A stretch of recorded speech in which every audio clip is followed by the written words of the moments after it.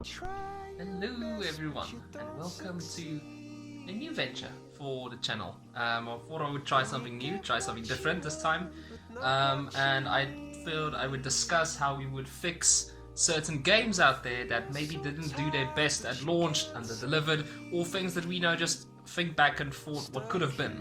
I think it could have been this could be a really nice series to look into, but yeah, I didn't want to just go the generic route, point fingers, say everything that's wrong about the game and like rag on everything, because that's just too easy. I do want to go a little bit more in depth, put a lot of thought into it, put a lot of more analysis into it, and actually try and think of a rational solution here.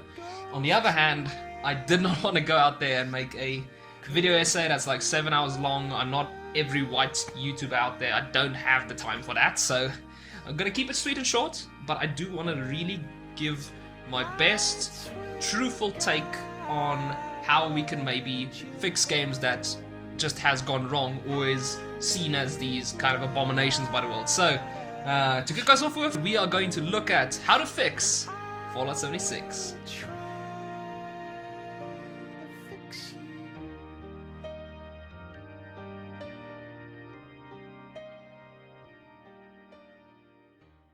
Fallout 76 was, for better or worse, a rude awakening for Bethesda. It was one of the first AAA games in the more modern years to receive a major backlash after its release, with repercussions that still follow it to this day. And while Bethesda has now picked up the pieces of its Fallout, and while Bethesda has now picked up the pieces, it still bears the scars of that fateful time, with what I believe led indirectly to a high level of scrutiny for the previous Fallout 4 and a higher level of praise for Outer Worlds, a game released 1 year later by the developers of the original Fallout games and Fallout New Vegas, i.e. the ones that were actual RPGs. I've tested them, broken the weak with its violence, yet allowing the strong to arise. Violence gave you that strength, awakened you. I can see it upon your face, where 2 bullets left their mark. Perhaps it is unfortunate Wolpex was not here to hear your words. Something tells me you would prove more than his match. Until the day when our armies meet again in CR. I shall wait for you on the battlefield. Murdering, kidnapping psychopath. Give me my son! Give me Sean! Now! Right to it then, huh? Okay. Fine. Your son Sean. Great kid. A little older than you may have expected. But I'm guessing you figured that out by now. But if you're hoping for a happy reunion, ain't gonna happen, pal. Your boy's not here.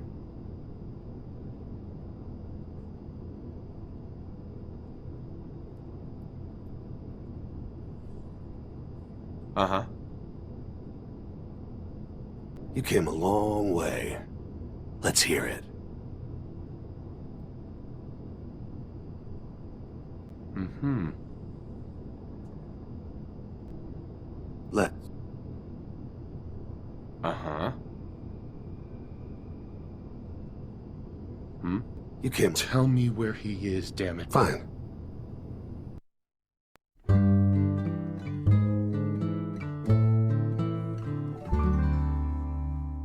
Fallout 76 is the earliest ever adaptation in the Fallout universe, taking place 25 years after the bombs fell.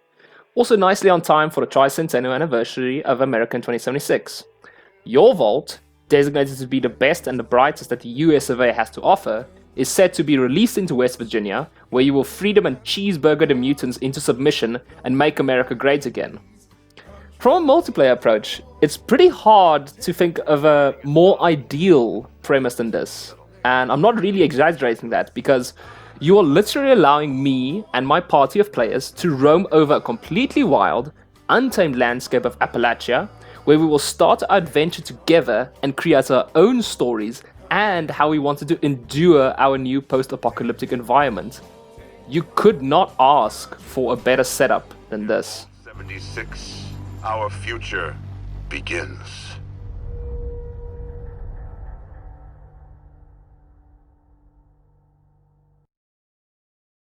Coming off the back of a hugely successful Skyrim in 2011 and the lesser successful but still wildly popular Fallout 4 in 2015, it was safe to say Bethesda were regarded as a laudable bunch.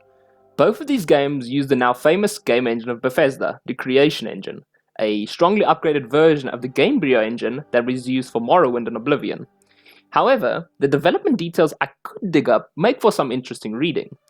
If what I found is to be deemed correct, it appears that straight after Fallout 4, the development had started for the expansions of that game, so we're talking Far Harbor, Nuka World, some of the other smaller DLCs, and Starfield, which does kind of throw a spanner in the works. Naturally, Fallout 76 development probably began in the months that followed, but given that Starfield is tipped to be releasing in 2023, 5 years after Fallout 76, and it will be the first Bethesda development game to use the overhauled Creation Engine 2, it does beg the question, was that always the plan?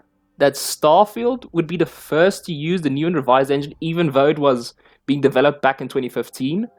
It does make sense because it is a huge space exploration game with a lot of rendering and a lot of resource-intensive things going on. Or was Fallout 76 supposed to get that honor? Which would also make sense since it was the first online multiplayer Fallout with a map 4 times larger than its predecessor. It does leave you with kind of that juxtaposition about what exactly happened there. Tracking back though to what we did end up using, let's examine then what Bethesda was using along with their Creation Engine. They were using the middleware Havoc Behavior, which facilitated animations for the characters, such as running and walking and shooting and just a bunch of interactions that the characters would facilitate. It used Radiant AI, which allowed non-player characters to have schedules such as sleeping and mundane tasks. We saw this in Skyrim, we saw this in Fallout 4. There's also Radiant Story, which allows NPCs to dynamically create questlines in unexplored areas of the world, and all new lighting, landscape, and other environmental tools that were being built specifically for Fallout 76. For the multiplayer, they worked closely with ID Software to integrate Quake's network code into the Fallout 4 base, which did present its own challenges. Now, it is worth noting that while I do see folks egging on this a lot, and I do mean a lot, calling this dated and the Creation Engine too old to have been developed for Fallout 76, I just don't think that's the case. It's pretty common for software businesses and firms to carry over their older, perhaps legacy code, into their newer iterations for longer periods of time, often just updating enough to obtain the desired new functionality, either by means of updating parts of the code or the middleware and the other tools it operates with. Kind of just taking off the pieces that you need fixing, but keeping the core right there as it is. And before we think it might be outdated middleware, Havoc has been used for over 600 games and hardly had any trouble at all when it came to animation. Sure, you can make your own in-house animation and develop your own in-house middleware, but at the end of the day, if you throw that into the development as well, you're just creating a very tight schedule for yourself, and you're probably going to end up with the same product as just using what you already had. So that kind of negates this whole debate about why they didn't just go about making something completely new and radical. So, with all being said, the Creation Engine as is should have been perfectly capable of delivering a robust, smooth playing experience.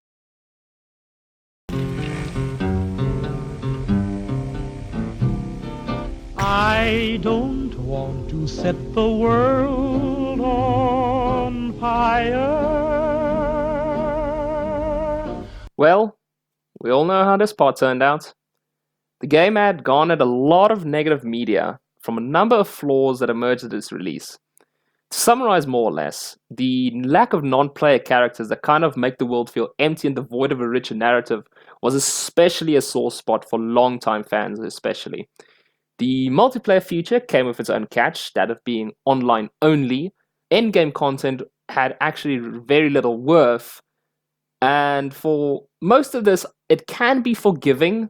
These are active design choices that were made by Bethesda, and they had stated in previous media releases and in build-up and development of the game that they were taking huge risks here, and you can obviously see that in the approach they took to this game.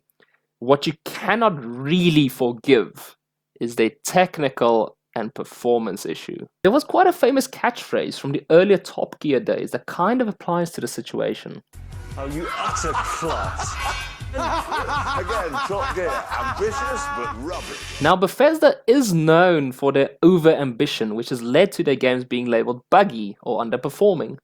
This has been a trope of them since Skyrim and perhaps earlier, and while initially it has some sort of charm to it, that just wears off when it's repeatedly occurring, such as in Fallout 4 and then finally in Fallout 76, where there were already a lot of design choices that fans were divided on. I do feel baffled to see not only these performance issues consistently occurring, but the same identical issues that plagued the game 7 years ago were still hanging around, which means from a technical point of view, this just wasn't addressed in the engine's code. It doesn't look good on reflection upon you if these performance issues and stuff that you are aware of since Skyrim is still prevalent in your engine code. And while the Bethesda had taken the steps in the right directions afterwards, with price cuts and regular updates and patches to the game and free expansions and increased support, the damage was done. It's easy to look in hindsight, take the easy route and say, you should have just released the game as a finished product with better performance. And sure, I could just say that and end the video right here, but I need my 10 minutes for that sweet YouTube revenue, so let's do this properly.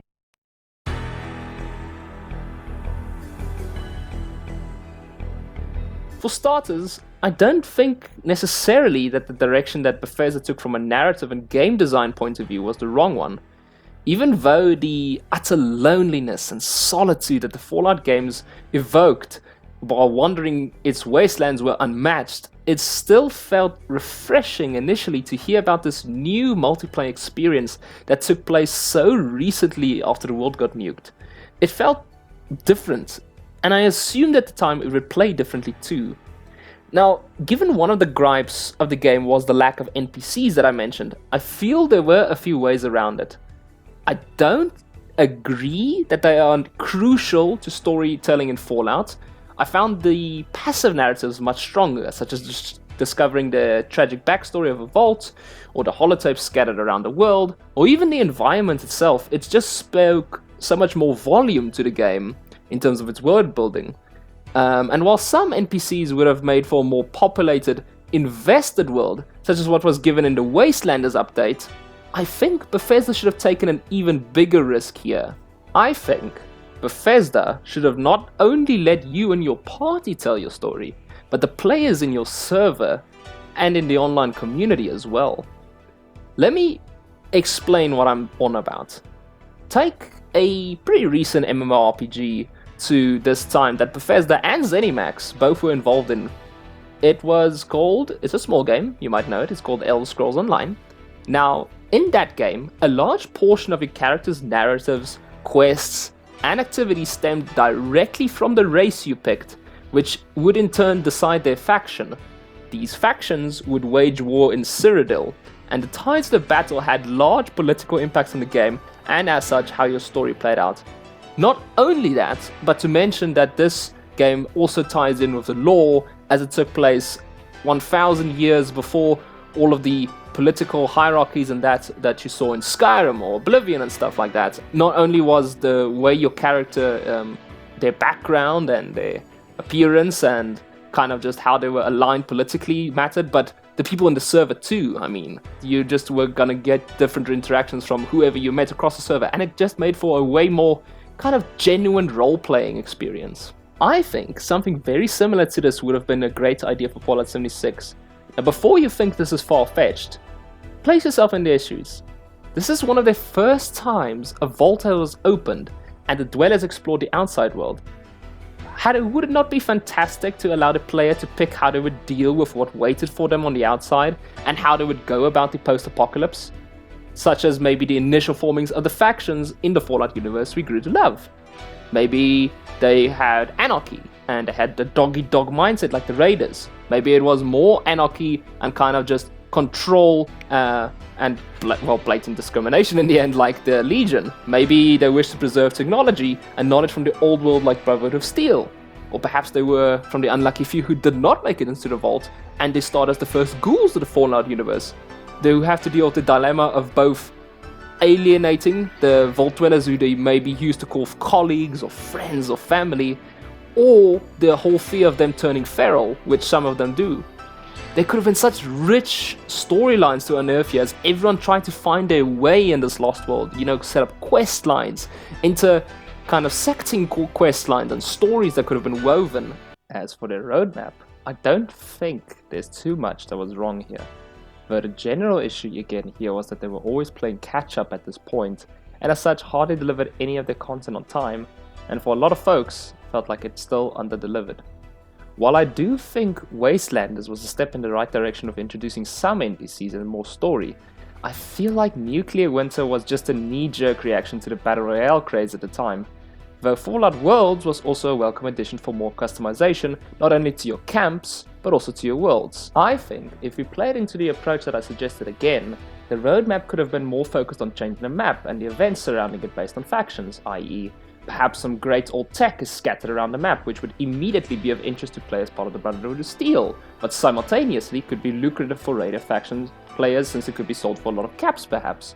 Or a super mutant overlord that would suddenly take the wasteland by storm, and you could play as ghouls perhaps to side with him, further alienating you from your war vault dwellers, or to side against them, improving relations there. We've seen this happen before in their Elder Scrolls game online as well, where numerous times they have in expansions unlocked new areas, perhaps for factions such as Summerspire, the werewolf and the vampire events for those players that went werewolf or vampiric, and some content about Cyrodiil. They just kept growing and growing and supporting the role-playing of the factions more. And I think this could have seamlessly transitioned into Fallout 76. The possibilities could have been very interesting, to say the least.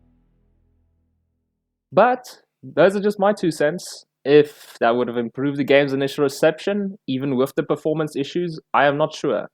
But I would love to hear some of my Fallout fans' feedback down in the comments and see what they would have changed about 76. I do hope to do this again soon. It is very fun to analyze and kind of dissect what we could have improved about games and just to look back in hindsight. But yeah, thank you again for all the support that I always receive from this. I do appreciate it highly, and I hope to see you guys again soon. And remember,